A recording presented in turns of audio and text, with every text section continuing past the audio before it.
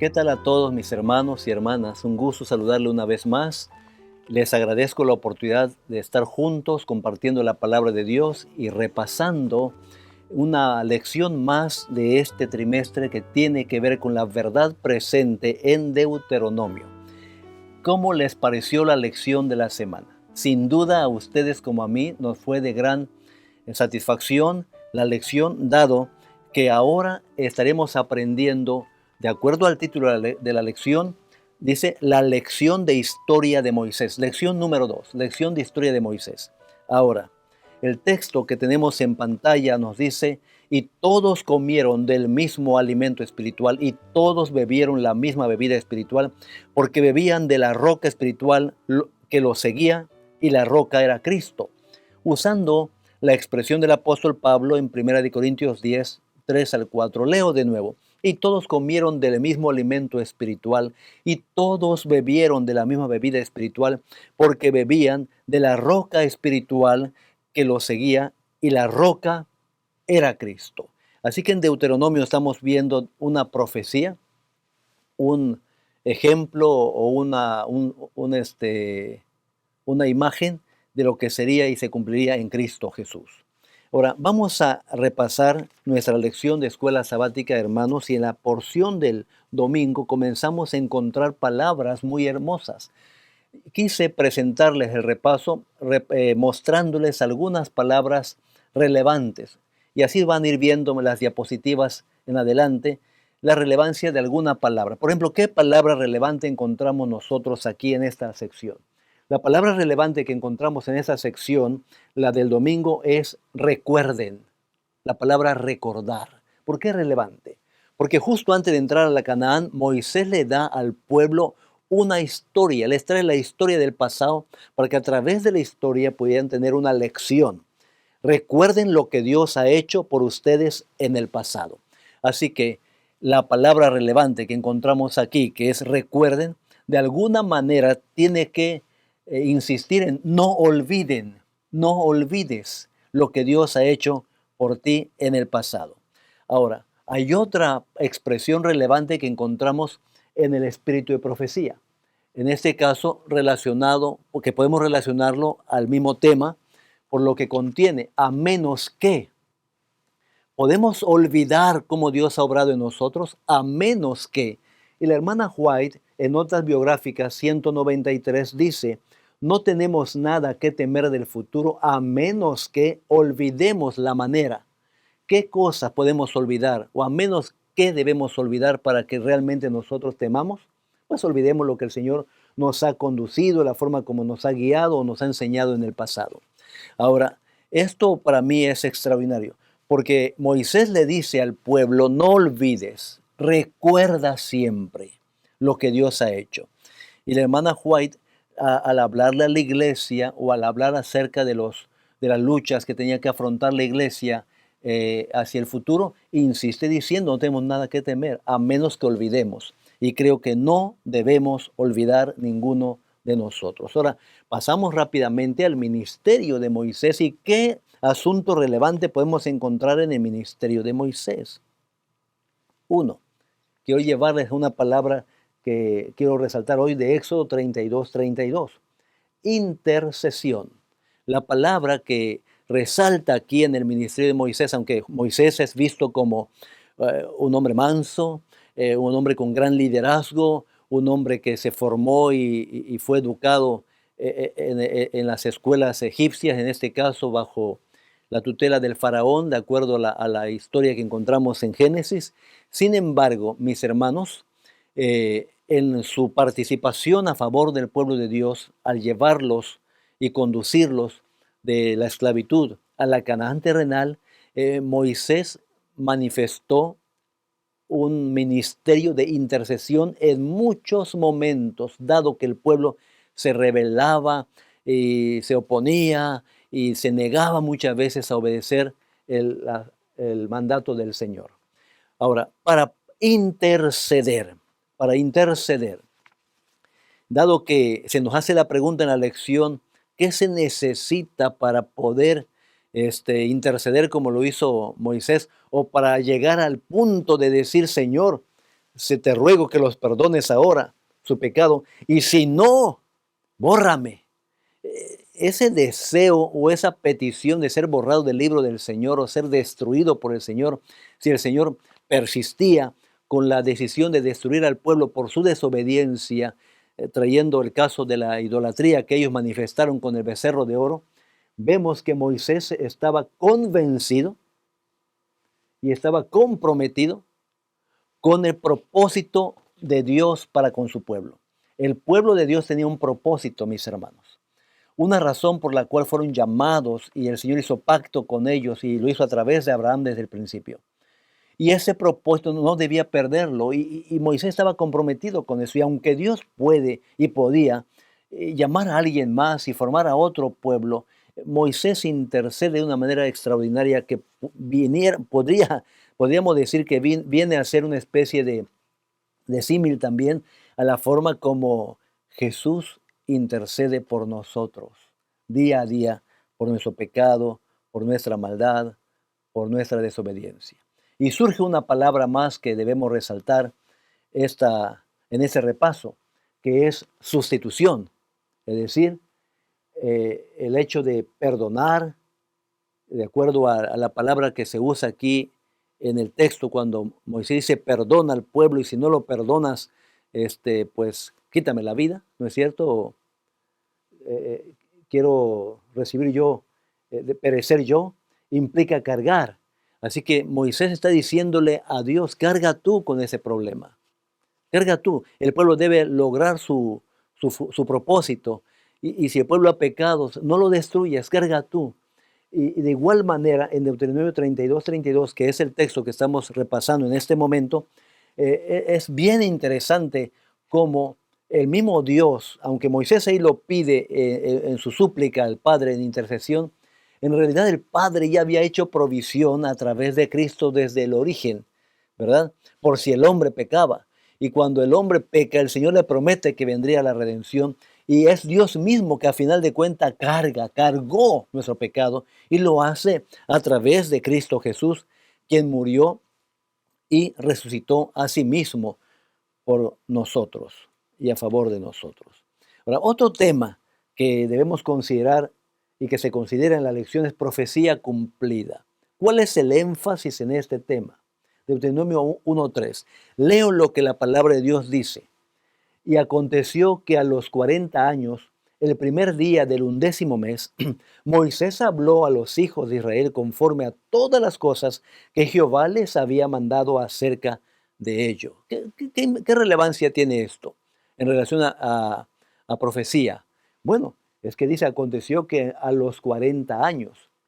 ¿Qué quiere decir? Es decir, Dios hace lo que dice y lo hace cuando dice que lo hará. Lo relevante aquí, hermanos, es que Dios está al control de la historia, al control de nuestra historia, y Dios cuando promete algo lo cumple, ya sea cuando habla de un beneficio, ya sea que habla de alguna consecuencia, algún pecado que puede traer consecuencias y las consecuencias pueden ser fatales, se cumple. Y en este caso hay una profecía que se ha cumplido. ¿Qué es lo que nosotros encontramos aquí en la parte de lunes? Bueno, un punto importante es que Dios es fiable. Hermano y hermana, cuando tú estás enfrentando, al igual que yo, diferentes dificultades y te quieres aferrar a las promesas del Señor, para tú confiar en las promesas del Señor necesitas estar seguro de que Dios va a cumplir lo que te ha prometido. Y acontecimientos como lo que hemos visto aquí durante esta semana, en Deuteronomio 1:1 al 6, implica de que Dios cumple lo que dice. Incluso se nos trae a colación por el autor incidentes narrados por Daniel en el Antiguo Testamento y se nos dice que justamente la manera tan precisa como se fueron cumpliendo las predicciones de Daniel, la exactitud en la historia del mundo, nos muestra la presencia, el control y la confiabilidad de Dios. Y en este caso, cuando se habla de Deuteronomio 1:1 al 5, en especial el versículo 3, que nos dice que cumplió los 40 años, es decir, el Señor, cuando el pueblo de Dios llegó a la Canaán y dudaron del Señor y se rebelaron contra el Señor y el Señor los reprende y el castigo disciplinario que ejerce contra ellos fueron 40 años de vagar por el desierto. El Señor dijo, y 40 años vagaréis. Y así que en el versículo que vimos hace un momento, nos está diciendo que cumplidos esos 40 años, el Señor cumplió su promesa y ahora de nuevo están frente a la Canaán para iniciar su experiencia de conquista. Aconteció que a los 40 años, el primer día del 11º mes, Moisés habló a los hijos. Es decir, ya estaban frente a la Canaán de nuevo. Dios cumple, Dios es fiable, Dios es un Dios respetable. Su palabra vale. Dicho de otra manera, cuando nosotros prometemos cosas y no cumplimos, bueno, nuestra palabra no valdría, no vale, pero la palabra de Dios vale porque Él siempre cumple. Ahora, hay un subtítulo en la diapositiva que tenemos en pantalla que dice 1000 veces más numeroso. Quiero compartir con ustedes algunas cosas que me parecieron relevantes en la lección de esta semana en relación a esta porción. Cuando hablamos de 1000 veces más numeroso, que tiene que ver con la multiplicación del pueblo de Dios para poder afrontar los desafíos que les vendrían por delante, encontramos aquí dos palabras que quiero compartir: castigo y bendición. Si bien el pueblo de Dios resultó ser castigado para vagar durante 40 años en el desierto, hasta que muriera el último rebelde de muerte natural por vejez, básicamente, y las nuevas generaciones estuvieran listas para entrar a la Canaán terrenal, el Señor sí, los castiga, sí, pero al mismo tiempo que hay un castigo que se está ejerciendo, una disciplina, Dios no abandona a su pueblo, lo bendice y lo bendice multiplicándolo. En ese proceso del castigo o disciplina, Dios los bendice. ¿Cómo lo bendice? Multiplicando al pueblo. Va creciendo el pueblo. Se va transformando la mentalidad del pueblo también, de aquellos de mente cerrada, rebelde, que están deseando volver a Egipto, que están deseando morir en el desierto, que están deseando muchas cosas porque sienten el reto demasiado grande para afrontarlo. Ese castigo que el Señor les ejerce por su rebeldía, pero al mismo tiempo le bendice. Y cuando tú y yo estamos en dificultades en la vida o cometemos errores y los errores conllevan a resultados tristes, algunos quizás fatales, entre otros resultados, no olvidemos que cuando somos disciplinados por el Señor o la iglesia misma nos disciplina, nos disciplina para corrección de nuestras acciones, corrección de nuestros hábitos, entre otras cosas, hay amor del Señor que se manifiesta allí, porque el Señor al mismo tiempo nos bendice grandemente y va transformando nuestra vida para poder experimentar plenamente su perdón, su misericordia y vivir en armonía con Él. Ahora, el apóstol Pablo dice, además, cuando habla del cuerpo,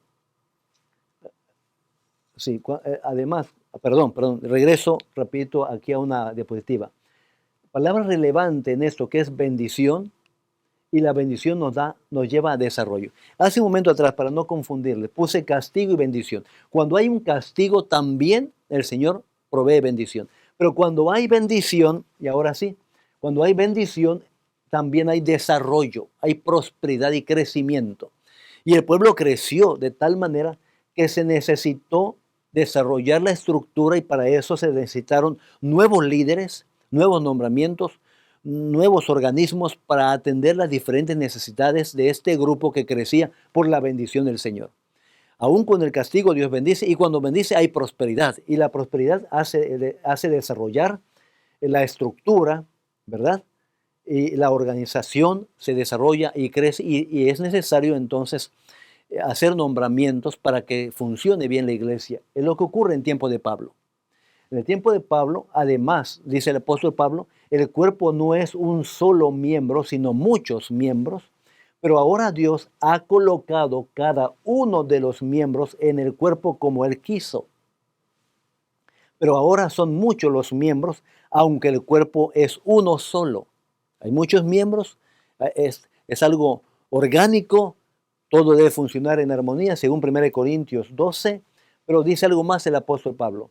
Y a unos puso Dios en la iglesia, primeramente apóstoles, luego profetas, luego maestros, luego milagros, el que hace milagros, luego el que tiene el don de sanidad, los que ayudan, los que son serviciales, los que administran, los que tienen don de lenguas, 1 Corintios 12, 28 al 29.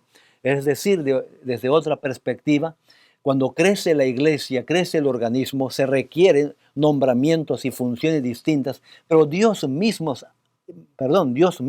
hace provisión al darle a cada uno el don correspondiente, el don adecuado para que pueda desarrollarse y pueda crecer el pueblo de Dios de acuerdo a las enseñanzas bíblicas. ¿Qué más podemos encontrar ahora de las lecciones que nos presenta el autor tomados de Deuteronomio? La siguiente parte tiene que ver con un incidente que de manera repetida se menciona, Cades Barnea. Cades Barnea es precisamente ese oasis en donde el pueblo de Dios estaba ya frente a la Canaán, ¿verdad? Y dudaron de Dios. Cades Barnea es símbolo pues de la rebelión en ese sentido, porque en ese contexto inmediato de Deuteronomio, según Números 14, mis hermanos, existió la rebelión, la duda de parte del pueblo y el buscar volver a Egipto. Como la rebelión en Cades Barnea. ¿Qué dice? La tierra que recorrimos, los espías que fueron a recorrer la tierra para ver cuáles eran sus capacidades, sus ciudades y qué tan difícil o fácil podría ser conquistarlos, ellos expresaron, 10 de los espías expresaron diciendo, la tierra que recorrimos traga a sus habitantes. Una expresión de, de sorpresa, de asombro, de susto. Es imposible vencerlos porque traga a sus habitantes. ¿Qué es lo que ellos dicen? Se quejaron contra Moisés. Entonces la rebelión implica queja contra Moisés y Aarón. Ojalá hubiéramos muerto en Egipto, ojalá hubiéramos muerto en el desierto, ojalá, sería mejor regresar a Egipto. Y el pueblo está rebelde y entonces tras la rebelión del pueblo se ejerce el juicio de Dios, pero también se manifiesta su perdón y su disciplina, como ya vimos un momento atrás, que ese juicio, ese castigo, también el Señor les provee de bendición para prosperarlo, para hacerlos crecer y prepararlos hasta que estén listos para afrontar las necesidades de la conquista. Ahora, Cades Barnea representa un punto de rebelión, pero 40 años más tarde están de nuevo listos para entrar a la Canaán, pero no deben olvidar lo que ocurrió en Cades Barnea. No deben olvidar la rebelión de sus padres, no la deben olvidar para nada, porque se tiene que reproducir en ellos el carácter de Dios. Tienen que estar listos para obedecer y triunfar en el Señor. Ahora, quiero avanzar con ustedes ahora en algo que es relevante aquí, que todo lo que hace Dios es para su gloria. Y todo lo que el pueblo de Dios hace es para la gloria del Señor también. Debe revelarse en su pueblo. ¿Qué debe revelarse en su pueblo? La imagen de este Dios maravilloso. La gloria de este Dios maravilloso. Debe revelarse en su pueblo. Son los asuntos relevantes que encontramos.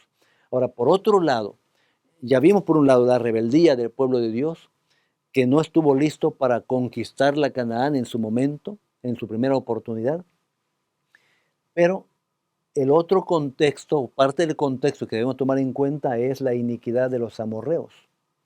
O la iniquidad, ya que los amorreos, dice el comentario bíblico, que representa a toda la población de Canaán y de sus alrededores, en esa condición de idolatría, en la que su religión estaba marcada por violencia, quemaban a sus hijos, a sus dioses, los sacrificaban a ellos, sus cultos estaban caracterizadas por acciones de inmoralidad con prostitutas y con una actividad de homosexualidad dentro de los cultos, lo cual para el Señor eso es horrendo, es totalmente reprochable, y entonces se habla de la iniquidad de los amorreos a quienes el pueblo de Dios es invitado a ir y conquistar.